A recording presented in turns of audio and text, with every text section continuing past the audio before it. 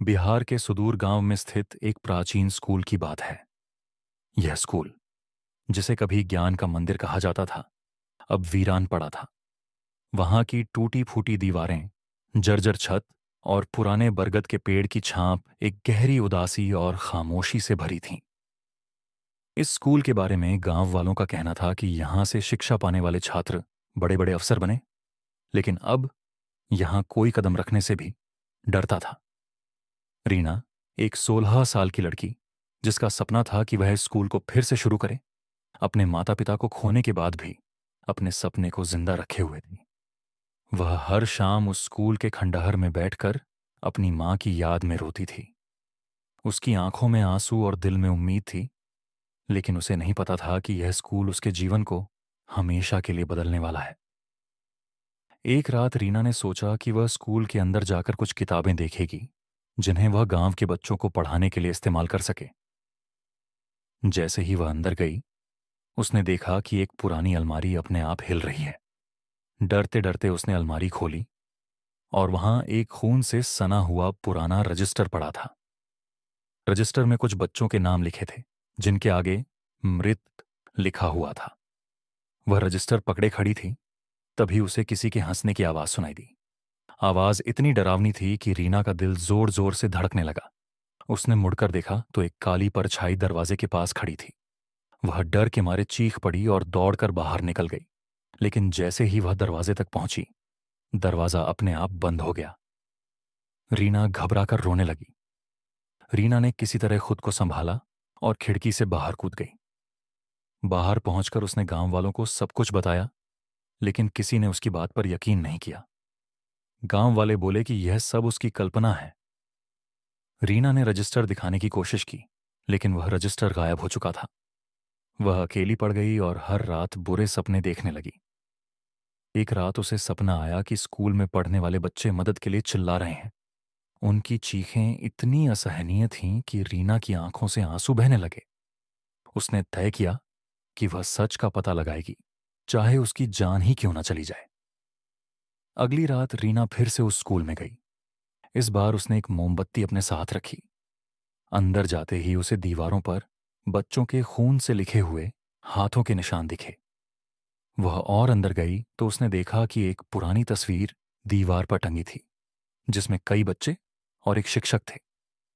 लेकिन जैसे ही उसने तस्वीर को करीब से देखा, उसने पाया कि तस्वीर में शिक्षक की आंखें उसकी ओर घूर रही थीं। अचानक वह तस्वीर गिर गई और उसके पीछे एक दरवाजा प्रकट हुआ। रीना ने जैसे ही दरवाजा खोला, उसे अंदर एक सीढ़ी दिखी जो जमीन के नीचे जा रही थी। सीढ़ियों के नीचे से बच्चों के रोने और चिल्लाने की आवाजें आ रही थीं। रीना का दिल बैठने लगा, लेकिन उसने हिम्मत जुटाई और नीचे जाने लगी। जैसे ही वह नीचे पहुंची, उसने जो देखा उस पर यकीन करना मुश्किल था। वहां बच्चों के कंकाल थे और एक पुराना ताबूत रखा हुआ था। अचानक ताबूत अपने आप खुल गया और एक साया उसमें से निकला। साया जोर से चिल्लाया, कौन है जो मेरी शांति को भंग करने आया है? रीना का शरीर डर से कांपने लगा। तभी साया बोला, तुम्हें सच जानना है तो वापस आने की हिम्मत रखना। रीना वहां से भाग निकली, लेकिन उसके मन में हजारों सवाल थे। क्या वह साया एक शिक्षक था, या बच्चों की आत्माएं किसी श्राप का बदला ले रही थीं? रीना, जो पहले से ही खौफ और रहस्य के चक्रव्यूह में फंस चुकी थी, अब अकेली नहीं थी। गांव में उसका एकमात्र सहारा उसका छोटा भाई रोहित उसकी बातें सुनकर सहम गया। रोहित ने उससे कहा, दीदी, अगर यह सच है तो हमें इन बच्चों की आत्माओं को शांति दिलानी होगी। रीना ने अपने आंसू पोंछे और भाई से वादा किया कि वह इन मासूम बच्चों की सच्चाई सामने लाएगी। दोनों ने एक साथ उस स्कूल जाने का फैसला किया, लेकिन यह निर्णय उनके लिए आसान नहीं था। रीना का दिल भारी था, लेकिन वह इन बच्चों की आत्माओं को मुक्त कराने का संकल्प ले चुकी थी। उस रात जब रीना और रोहित स्कूल पहुंचे तो वहां सन्नाटा था। अंदर घुसते ही रीना को ऐसा महसूस हुआ कि दीवारों से कोई उन्हें देख रहा है। रोहित ने मोमबत्ती जलाई, लेकिन हवा का झोंका उसे बार बार बुझा रहा था। तभी एक तेज आवाज हुई, जैसे कोई भारी चीज गिर रही हो। दोनों ने डरते डरते अंदर की ओर कदम बढ़ाए। अचानक उन्होंने देखा कि उस सीढ़ी के पास, जहां रीना पिछली बार गई थी, खून के ताजे धब्बे थे। रोहित ने रीना का हाथ पकड़ते हुए कहा, दीदी, हमें यहां से चलना चाहिए। तभी एक बच्चे की चीख सुनाई दी, मुझे बचाओ। यह सुनते ही उनके रोंगटे खड़े हो गए। चीख सुनने के बाद रीना और रोहित का डर और बढ़ गया, लेकिन दोनों ने हिम्मत नहीं हारी। वे उस सीढ़ी से नीचे उतरे जहां उन्हें पिछली बार बच्चों के कंकाल दिखे थे। नीचे उतरते ही उन्होंने देखा कि दीवारों पर बच्चों के खून से मदद की पुकार लिखी हुई थी। मुझे बचाओ, हम निर्दोष हैं, जैसे शब्द देखकर रीना की आंखें भर आईं। रोहित, जो हमेशा मजबूत बना रहता था, भी अपने आंसू नहीं रोक सका। दोनों को एहसास हुआ कि ये आत्माएं किसी से मदद मांग रही थीं।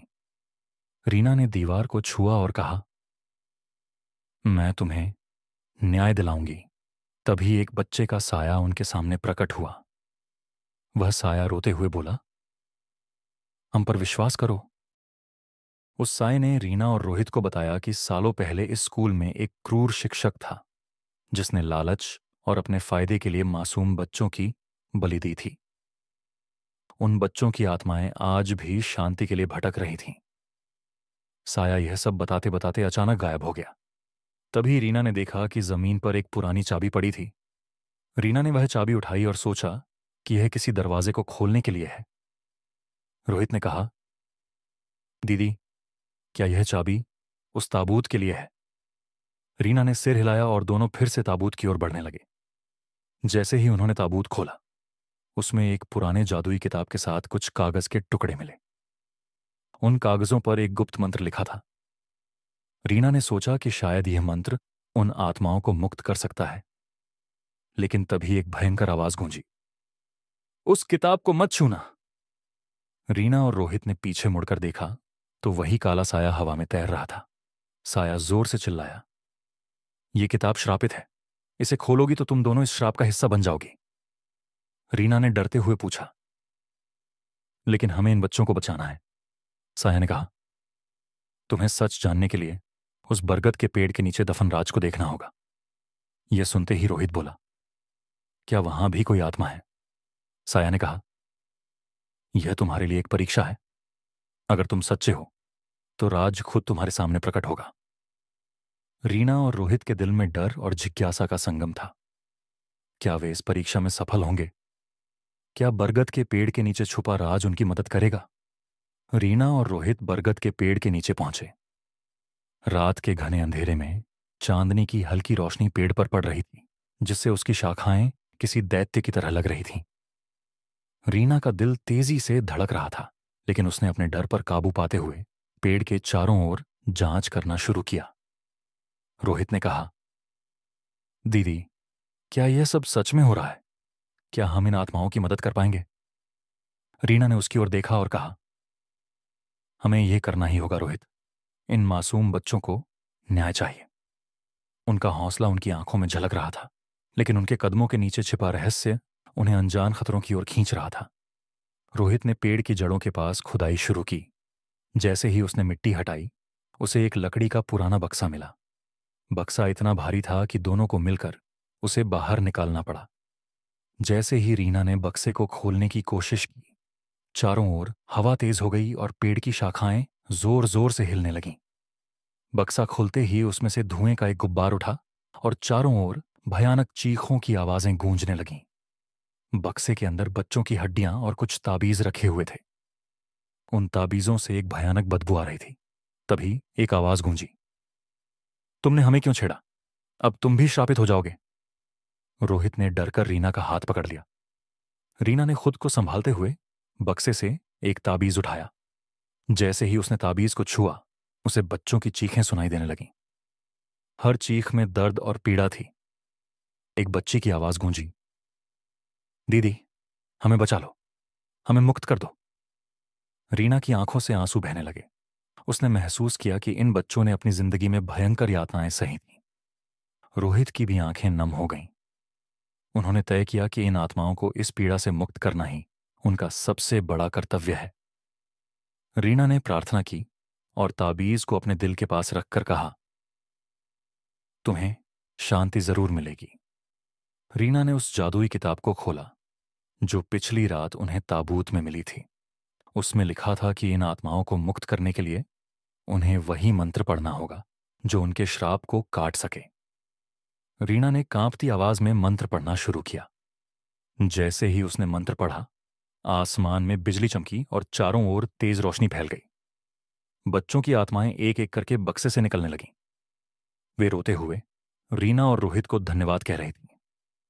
तभी एक तेज गर्जना हुई और वहीं काला साया प्रकट हुआ। साया गुस्से में चिल्लाया, तुमने मेरा खेल खत्म कर दिया, लेकिन मैं तुम्हें नहीं छोड़ूंगा। रीना ने अपनी हिम्मत जुटाई और कहा, यह बच्चों का खेल नहीं है, यह उनकी आजादी है। अब इन आत्माओं को कोई कैद नहीं कर सकता। रीना ने आखिरी मंत्र पढ़ा, जिससे वह साया आग की लपटों में बदल गया और गायब हो गया। आसमान साफ हो गया और एक अद्भुत शांति छा गई। अगले दिन रीना और रोहित ने गांव वालों को पूरी कहानी सुनाई। वे लोग, जो पहले रीना की बातों को मानने से इनकार कर रहे थे, अब उसकी बहादुरी की तारीफ कर रहे थे। रीना ने स्कूल को फिर से शुरू करने का फैसला किया और उन मासूम बच्चों की याद में एक स्मारक बनवाया। यह कहानी हमें यह सिखाती है कि सच्चाई और न्याय के लिए लड़ने की हिम्मत होनी चाहिए। रीना और रोहित ने साबित कर दिया कि अगर इरादे नेक हों तो कोई भी अंधेरा छाया ज्यादा देर तक टिक नहीं सकता। स्कूल अब बच्चों की हंसी और खेल से भर गया था, और वह बरगद का पेड़ जो कभी खौफ का प्रतीक था, अब आशा और शिक्षा का प्रतीक बन चुका था।